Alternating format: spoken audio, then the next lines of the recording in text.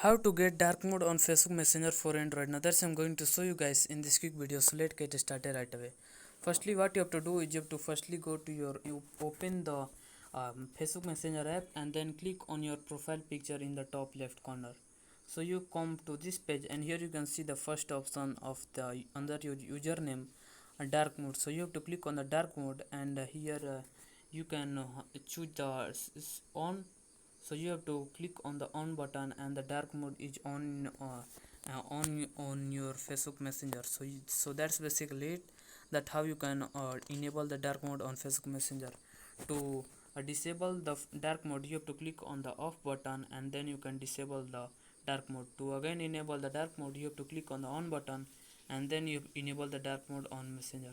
So that's basically it, that how you can enable dark mode on a Messenger. If you found this video helpful, please subscribe to my channel, like on this video and comment below that it works. I appreciate that.